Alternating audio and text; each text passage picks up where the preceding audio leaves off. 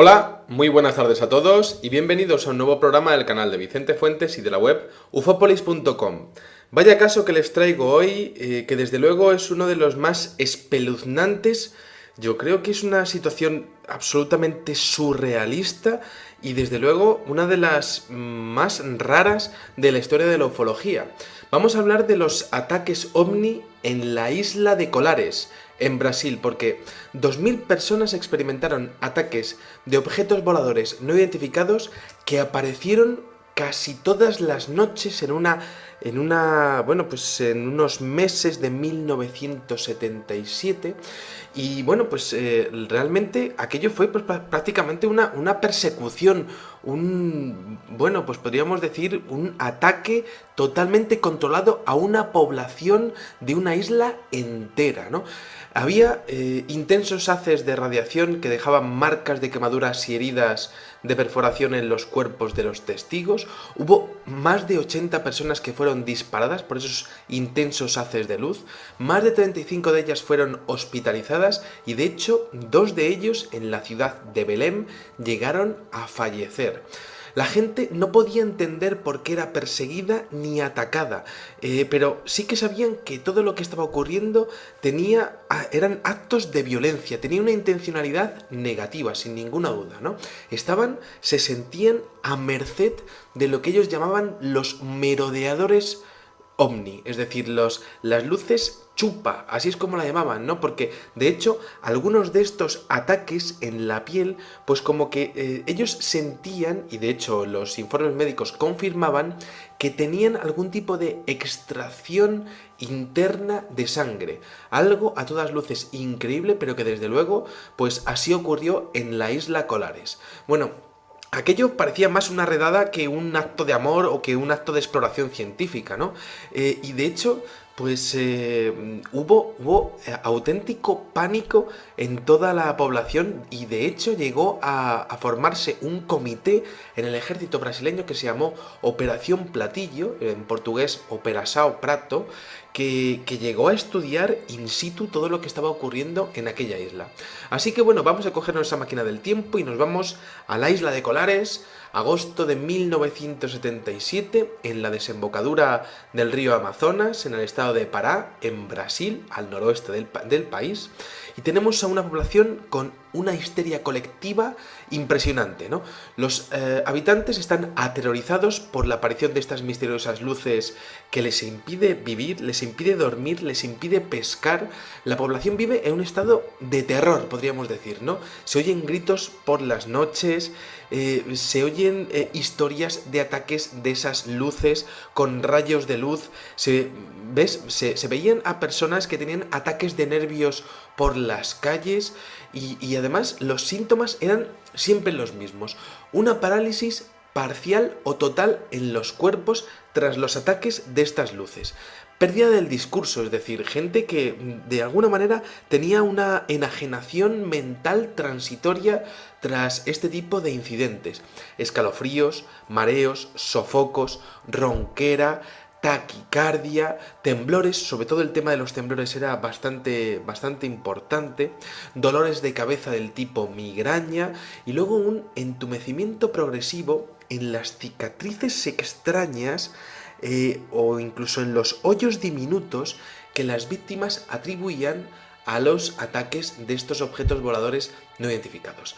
Hubo muchos testigos, pero yo me tengo que quedar con uno, que es la doctora Belaide Cecim Carvalho, del hospital de la ciudad de Belém, que se preocupó por cuidar y por dar diagnóstico y cuidados médicos a más de 40 víctimas de los ataques ovni de la isla de Colares. Esta mujer vio las quemaduras en los cuerpos que habían sido golpeados por estos rayos de luz no identificados, y de hecho observó y estuvo en toda la historia del fallecimiento de los 2 pacientes que murieron, ¿no? Bueno, debido a su trabajo, ella tenía miedo de ser considerada ridícula dentro de sus compañeros de profesión, porque además es que ella decía que es que no tenía ningún tipo de explicación médica ante las lesiones que estaba viendo, ¿no? Y dudaba lo que la gente decía hasta que ella misma fue protagonista de un encuentro con una de estas luces que estaban atacando aquella isla, ¿no? Eso sí, ella no sufrió ninguna herida o efectos físicos duraderos. Y entonces, claro, había personas que sí tenían algunos problemas médicos y otras personas que no los tenían, ¿no? Eran escogidos, había algún tipo de patrón, ¿por qué a algunos sí y a otros no? Y dentro de los que sí que les ocurría, algunos tenían problemas médicos y otros no. Bueno, la gente de aquel lugar era gente llana, era normal, gente trabajadora, gente sencilla, pues eran pescadores y agricultores sobre todo, ¿no? Y sobre todo había un extraño clima en aquella isla Colares porque no podían entender por qué les escogían estas luces, ¿no? Lo que acabo de comentar yo, ¿no? Tenían como una especie de certeza que estaban siendo aterrorizados como si fueran conejillos de indias para seres de otro planeta desconocido, porque ellos entendían que la tecnología de aquellas luces no podía corresponderse con ningún tipo de artefacto militar que hubiese podido ser desarrollado por ninguna potencia ni nacional, ni brasileña, ni extranjera, ¿no? Bueno, la gente no sabía si iba a sobrevivir a cada encuentro que tenían, ¿no? Y de hecho había testigos que comentaban que la gente era atacada, pero los animales también, los perros, los gatos callejeros, también aparecían con marcas, ¿no? Bueno, la situación llegó hasta el punto en el que no había comida ya en la isla prácticamente, había una falta de alimentos que era terrible, porque claro, nadie pescaba, y la gente no salía a sus jardines de vegetales para cultivarlos. La gente andaba en grupos grandes por las noches para ir de un sitio a otro, nadie quería quedarse solo. Era una isla paralizada por el miedo y por lo que estaba ocurriendo, ¿no? Bueno, a las 6 oscurecía y todo el mundo se iba a dormir. Había grupos de hasta 60 mujeres y niños que se reunían, por ejemplo, en las casas para dormir todos juntos, ¿no? O sea, estamos hablando de unas escenas que son, pues, prácticamente película de ciencia ficción, si no fuera porque a veces la realidad, como hemos dicho muchas veces, supera sin ninguna duda a la ficción, a cualquier guión brillante de Hollywood, de una película de catástrofes, ¿no? Bueno, los hombres se quedaban despiertos toda la noche, encendiendo fogatas, y de hecho golpeaban ollas y cacerolas para hacer ruido, para intentar espantar a los ovnis, aunque los ovnis tenían pues sus propios planes, según los testimonios que había allí, y por supuesto no les paraba absolutamente nada. La gente llegó incluso a comprar todas las pistolas disponibles en las islas cercanas y en la isla de Colares para, bueno, pues básicamente para disparar hacia el cielo para intentar asustar a aquellos ovnis, ¿no? Hubo informes de objetos pequeños, objetos grandes, con forma de cilindro, con forma de plato, con forma cúbica, con forma circular, hubo realmente una gran variedad de objetos avistados, por tanto de tecnologías avistadas y quizá de inteligencias detrás de todo lo que estaba ocurriendo allí.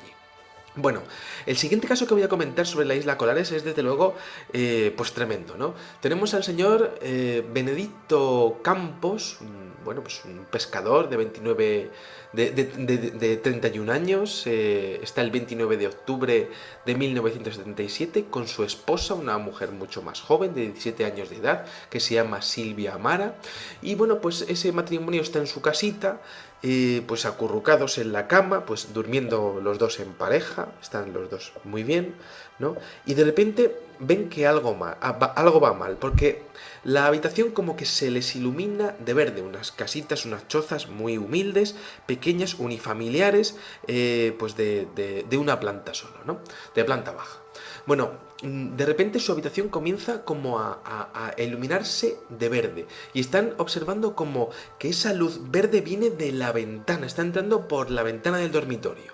Bueno, llenos de curiosidad, se acercan a esa pequeña ventana y cuando lo hacen, un haz de luz muy fuerte es disparado hacia la ventana y además estaba dirigido hacia el rostro de Silvia Amara, aquella chica que la tira al suelo, queda en estado de trance entumecido y bueno, lo peor de todo fue que es que encima aquella chavala estaba embarazada y claro, era tremendo porque porque su marido, el señor Benedicto Campos, se quedó pues totalmente impactado con lo que estaba ocurriendo. Bueno, corrió las cortinas, intentó ayudar a su mujer. O sea, una situación realmente surrealista, ¿no? Y además con el amor de tu vida ahí, que le acaba de pasar una cosa así, ¿no? Es decir, una situación que podemos crear gran empatía con ella, ¿no? Bueno, se desmaya la mujer y entonces este hombre empieza a intentar darle agua y de repente, mientras que está intentando darle agua, oye que en su casa ha entrado alguien. Y entonces le entra un escalofrío increíble, no puede entrar nadie, no puede ser, pero efectivamente hay pasos de dos personas, son dos personas, bueno, no sabe muy bien lo que es, están en penumbra y observa cómo son dos seres muy blanquecinos, pequeños, que están en el interior de su casa, entran a su habitación y de hecho portan como una especie de antorcha dorada, esa es la descripción del bueno de Benedicto, y de hecho de esa antorcha dorada sale otro rayo que golpea una vez más a Silvia. Benedicto está totalmente paralizado, no puede moverse, cree que hay cierto tipo de control mental para que no les ataque y esta vez el rayo de luz golpea en el brazo izquierdo a nivel de la muñeca de Silvia Mara, de su mujer, ¿no? Y entonces Benedicto observa cómo las venas de la muñeca de la mujer comienzan como a levantarse mucho, como a hincharse, tan hinchadas que parecía que se iban a salir, ¿no? Entonces, bueno, los seres salen de la casa, desaparecen, ¿no? Benedicto como que vuelve a entrar en funcionamiento los músculos de su cuerpo, coge a la mujer en brazos, se la lleva a casa de unos vecinos y resulta que Benedicto llega un momento en el que les comenta a los vecinos lo que les ha pasado, los vecinos que ya sabían que este tipo de cosas ya estaba pasando en toda la barriada, en toda la isla, pues empiezan a auxiliar a su mujer. Y entonces Benedicto hay un momento en el que se queda cerca de una ventana y otra vez un rayo de luz le da a él, le deja paralizado brevemente, ¿no? Y entonces, bueno, pues se quedan los dos muy impresionados, pero claro, Benedicto estaba muy preocupado por su mujer y dice, mira, mi chica está embarazada, me la voy a llevar al hospital a ver si ha tenido algún tipo de problema, una complicación en el parto, Dios quiera que no. Se la llevan en un coche hacia la clínica médica Mosqueiro y resulta que en el coche a toda velocidad para allá son seguidos todo el camino por un objeto volador no identificado que eso sí ya por fin no hizo ningún nuevo intento de hacerles daño. Permanecieron en el hospital los dos durante 3 días, donde la mujer se recuperó, luego tuvo un parto bueno y no le pasó nada, pero Benedicto, el marido impresionado por lo que había pasado tanto a nivel físico, por la parálisis de su cuerpo, como a nivel psicológico, de no poder ayudar, no poder moverse o no poder explicarse qué es lo que estaba ocurriendo con su mujer, pues se quedó tocado, se quedó con una depresión severa durante varios días, lloraba frecuentemente, o en fin, el típico cuadro médico relacionado con las depresiones, ¿no? Entonces llega un momento en el que esto ya pasó en más casos, en más casas, ¿no? Y de hecho la Fuerza Aérea tiene que intervenir, va para allá el COMAR, el Comando Aéreo Regional de la Fuerza Aérea Brasileña, llega a Belém, a la ciudad, se encuentra una ciudad en estado de pánico, ¿no? Y comienzan a hacer unas investigaciones, empiezan a crear unos puestos de guardia, es que es realmente de película, pero es que ocurrió así, comienza la operación Platillo, y entonces a principios de septiembre de 1977, capitaneados por un hombre que se llama Uirange Ollanda, un capitán de las Fuerzas Aéreas de Brasil, bueno, pues comienzan a investigar todo lo que está ocurriendo, llegan a poner un campamento base, colocan telescopios, cámaras y sobre todo comienzan a crear gabinetes psicológicos para ayudar a la población que no se explica, que no sabe qué es lo que está ocurriendo y que tienen una ansiedad casi todos los habitantes que es increíble, ¿no? Bueno, tratan de calmarlos, no pueden hacerlo, hay un pánico total en la isla, ¿no? La gente no duerme, es decir, hay una alteración a nivel del biorritmo de las personas y entonces ahí está Uirange Ollanda, aquel capitán dirigiendo todas las operaciones, ¿no? Y de hecho tienen éxito porque llegan a grabar pues 4 películas de objetos voladores no identificados y hacen varias tomas fotográficas de los mismos, ¿no? Hasta que llega el día 1 de noviembre. El día 1 de noviembre los militares instalan un puesto de observación en la torre de agua de Colares y de repente tienen un extraño suceso que protagonizan directamente los militares, el propio Uirangji Uyanda y todo su escuadrón, ¿no? Porque resulta que a la medianoche de aquel día 1 de noviembre de 1977, una luz azul, ya vista en observaciones anteriores, se estaba moviendo desde el sur hasta el norte y de repente se detiene encima del banco de arena llamado Coroa Vermelha. Uno lo ven perfectamente y de hecho observan cómo otro objeto brillante de color amarillo, anaranjado, casi rojizo, se acerca y se fusiona con esta luz. Y esto lo ven perfectamente los militares, algo que por cierto hemos visto en numerosas ocasiones, en diferentes casos a nivel internacional. Lo hemos también publicado y lo hemos analizado hasta la saciedad en Ufópolis, este tipo de ovnis lumínicos tan impresionantes y espectaculares. Y bueno, pues lo cierto es que el capitán Oyanda decía estar aterrorizado, ¿no? Porque en ese momento ni sabían lo que podía suceder y ni sabían lo que les iba a ocurrir a continuación, ¿no? Porque tenían la sensación de que en cualquier momento aquellas luces les podían haber hecho lo que hubieran querido, ¿no? Estaban a merced, una vez más, ¿no? Una vez más. Bueno, llegó un momento en el que también hubo otro incidente en el que en la bahía do Sol, ¿no? En la bahía del Sol, bueno, pues vieron otro objeto con forma de disco suspendido a unos 50 metros sobre ellos, ¿no? De unos 30 metros de diámetro, una impresionante visión que desde luego les dejó pues boquiabiertos y que desde luego la Operación Platillo a día de hoy pues tiene esos informes, aún parte de ellos clasificados totalmente por parte del ejército brasileño, ¿no? Bueno, lo curioso es que el capitán Oyanda, después de todos estos incidentes, bueno, pues se convirtió prácticamente en un ferviente defensor de todo el tema de los ovnis. Llegó a comentar que había sido contactado en su casa también. Llegó incluso a comentarles en junio de 1997 a dos investigadores brasileños que se llaman Gerbert y Petit, que había sido abducido y que tenía de hecho un implante como los que estudiamos en aquel especial que hicimos para este mismo canal. Y de hecho, el día 2 de octubre de 1997, tras hablar con estos investigadores, el capitán Oyanda es encontrado en su casa, pues supuestamente se había suicidado, aunque diferentes versiones comentan que aquel hombre no podía haberse suicidado, amaba la vida, amaba a su familia y tenía la cabeza perfectamente en su sitio, ¿no?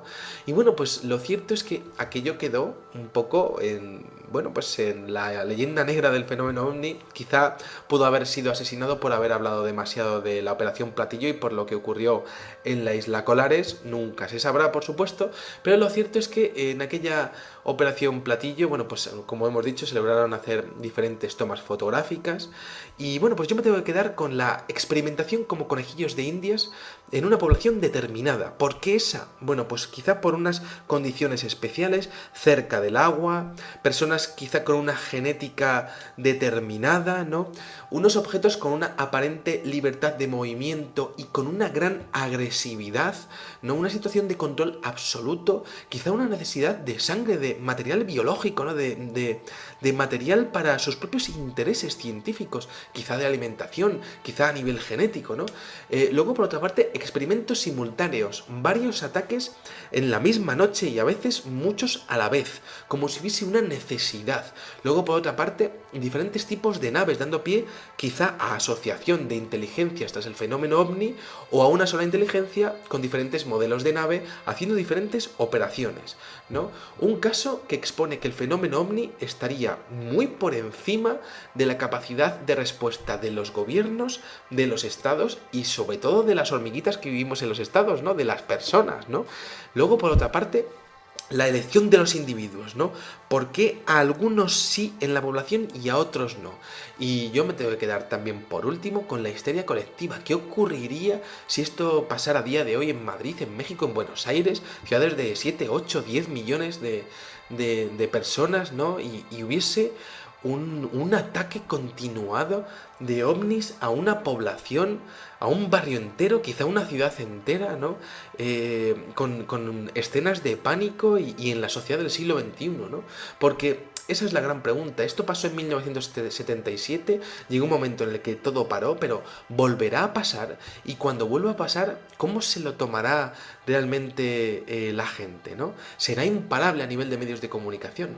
Bueno, pues aquí dejamos todos estos incidentes de la Isla Colares, un programa que desde luego me parece increíble, ¿no? Sobre todo porque parece de película, pero es que ha ocurrido de verdad y muchas veces el fenómeno ovni trasciende lo que nosotros podemos entender como algo posible. Y nada, bueno, pues esperaré leer sus comentarios detenidamente y nada, pues espero que hayan disfrutado muchísimo de este videoprograma y como digo siempre, salud y suerte. Muchas gracias y adiós.